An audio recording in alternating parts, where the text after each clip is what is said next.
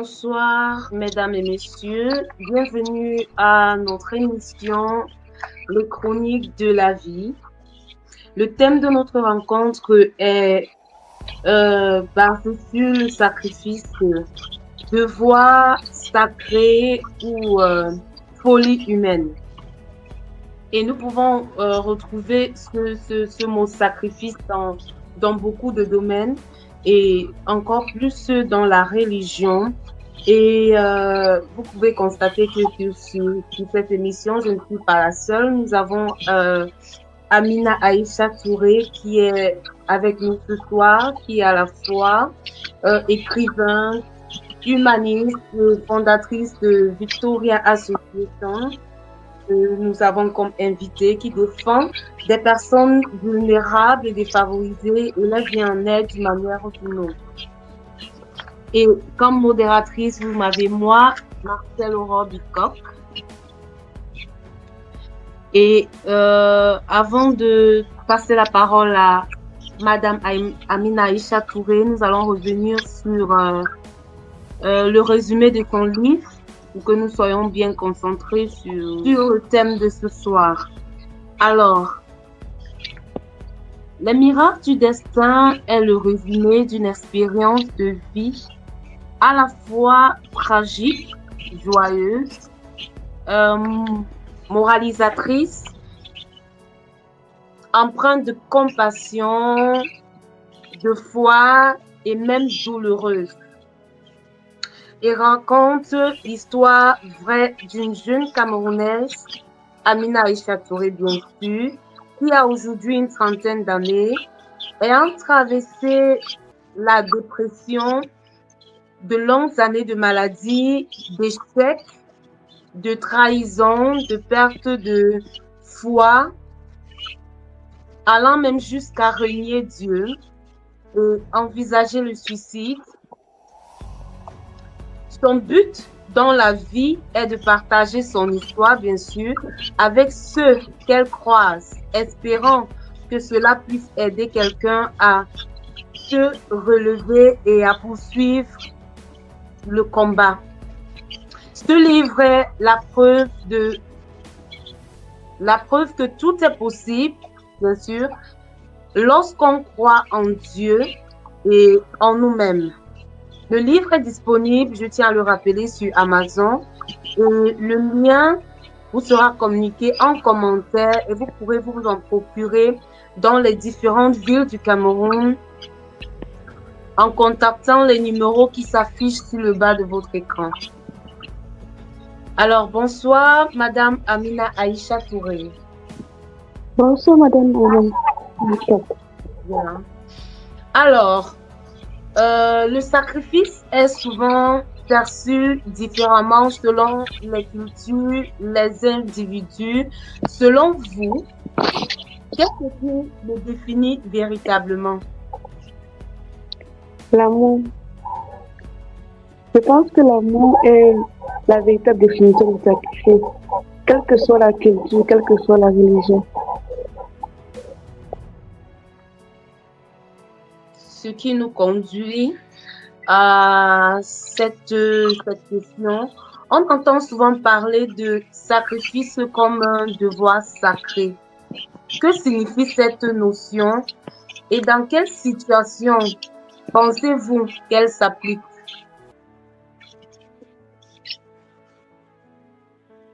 Je pense que le sacrifice est un devoir sacré dans la mesure où, lorsque tu aimes, tu dois œuvrer pour que l'autre réussisse en fait. Si tu n'aimes pas déjà ce que tu fais ou bien les gens que tu veux sacrifier pour, ça ne sert à rien vraiment de sacrifier.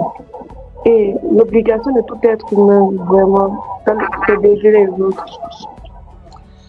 Dans certaines circonstances, le sacrifice est comme une forme de folie ou d'excès, ou placer la limite entre un sacrifice noble et un sacrifice destructeur.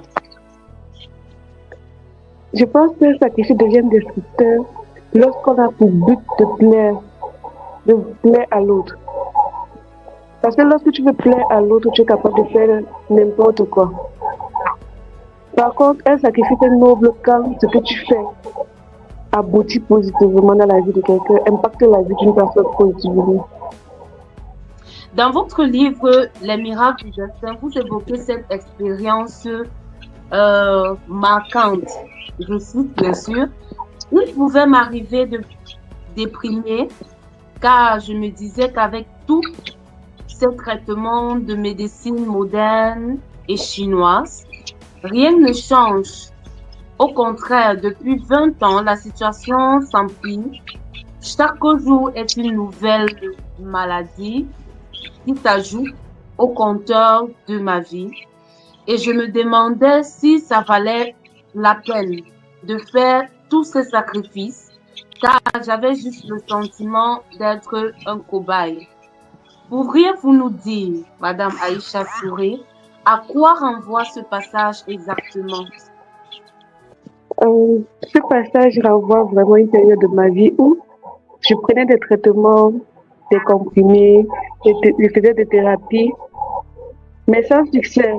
En fait, je me demandais à cette période-là, à quoi ça sert donc d'écouter la posologie, de faire des efforts, de manger ce qu'on te dit de manger et tout, et puis tu te retrouves encore dans une situation encore plus pire même que ce que tu es parti avant le traitement.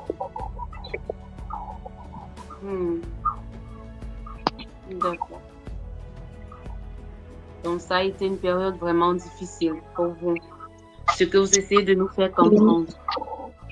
En tant que fondatrice de Victoria Association, qui soutient les personnes vulnérables, vous êtes souvent confrontés à des histoires de sacrifices marquants ou brisant des individus. Comment votre association aide-t-elle ces personnes à trouver un équilibre entre sacrifice et épanouissement personnel? Généralement, on organise des séminaires, des ateliers où on a l'opportunité de partager nos différentes expériences avec eux. Et dans Victoria, il faut noter que Victoria est un mélange de plusieurs personnes ayant traversé beaucoup d'épreuves. Et donc, selon les circonstances, selon la personne qu'on a devant en face, on sélectionne la personne qualifiée pour partager son histoire. Très intéressant. Alors, nous sommes en fin d'année, une période où beaucoup réfléchissent à leurs objectifs, bien sûr, leurs réussites et parfois leurs échecs. Certains se sentent découragés, bien sûr, de n'avoir pas tout accompli.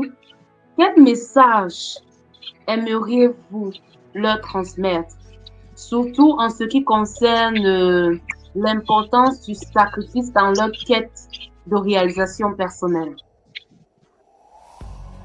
Tout d'abord, j'aimerais que chacun se pose la question, est-ce que ce que je voulais faire cadre vraiment avec les talents que j'ai ou la vision que j'ai de ma vie? Parce que parfois, certaines personnes sacrifient dans le mauvais sens, dans l'optique où, parce que j'ai vu l'autre réussir dans l'immobilier, je me lance dans l'immobilier et je mets toutes mes économies là-bas. Est-ce que l'immobilier est la voie que tu devais suivre? C'est la question. Maintenant, si tu te rends compte que c'est l'immobilier, est-ce que c'est la partie de l'immobilier là que tu dois investir pour? C'est un monde vaste, chaque domaine est divisé en plusieurs parties. Chacun doit choisir le couloir qui le concerne en fait. Et d'un autre point de vue, d'un autre côté, j'aimerais encourager une personne. Si tu as fait les efforts, tu as travaillé, tu as investi, tu as sacrifié, ce n'est pas grave. C'est juste ton timing qui n'est pas le même que le timing de Dieu. Ça veut dire que certainement en 2025 ou 2026, tu verras les fruits. Il faut être patient. Et le sacrifice, qui veut réussir doit savoir sacrifier et être patient.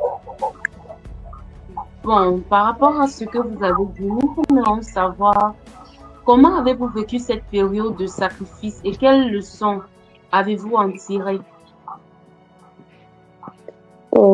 Personnellement, cette période était difficile. Pour dire, il y a seulement Dites-moi que j'ai vu les fruits et j'ai compris que les sacrifices là en valaient la peine. Mais sinon, pendant 20 ans de ma vie, je déprimais quotidiennement parce que je ne voyais pas les fruits. Et la leçon que j'ai retenue, c'est que tu peux faire un sacrifice en 2001 et récolter les fruits en 2024. Il faut être patient, faire confiance à Dieu, avancer. C'est pas facile, mais c'est la patience qui paye. Celui qui sait attendre cultive des fruits bien. D'accord. Alors, en conclusion, quel est le mot d'encouragement que vous avez pour ces jeunes-là qui vous regardent, ces personnes qui souhaitent être à votre place actuellement, en train de vivre les fruits de son sacrifice, bien sûr? Il faut savoir vraiment se sacrifier dans tout, sur tous les plans. Généralement, si je prends le côté religieux, c'est dit pour jeûner, on doit se priver de nourriture. Mais sur mon parcours, j'ai cru comprendre que le véritable jeu, c'est de se priver de ce qui nous distrait. Éviter la distraction. Et généralement, de nos jours, c'est les réseaux sociaux. Tu dois te focaliser sur le but, centraliser ce que tu veux apprendre. Savoir ton objectif, ça te permettre de mieux naviguer sur les réseaux sociaux et apprendre. Parce qu'en même temps, c'est un milieu où tu peux beaucoup apprendre.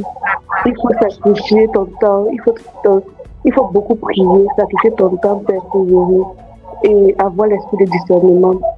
Surtout, ce n'est pas toutes les bonnes opportunités qui viennent à toi qui doivent t'appartenir. Il faut savoir discerner, sinon tu vas te laisser distraire. Donc, ce que nous comprenons ce soir est que, à part le fait qu'on s'y met en termes physiques ou financiers, on doit ajouter à ça la prière. Exactement. Et avoir beaucoup plus de discernement pour ce qu'on a à faire et bien sûr d'éviter de s'investir pour des choses peut-être que nous ne sommes pas appelés à faire. C'est bien ça. Exactement. Très intéressant. Je suis contente parce que j'ai appris beaucoup et je suppose que ceux qui nous écoutent aussi ont beaucoup appris. Alors, je tiens à vous remercier d'avoir partagé cet instant très édifiant avec nous, Madame Aïcha Touré. Et nous espérons vous avoir encore la prochaine fois, bien sûr. Et nous sommes au terme de cette émission. Nous vous envoyons beaucoup de mots d'encouragement pour ceux-là qui nous écoutent de près ou de loin. Et vous dire que ça ira. Alors, derrière est Marcel Aurore, la modératrice de ce soir, et nous vous disons à bientôt pour une prochaine aventure. Merci.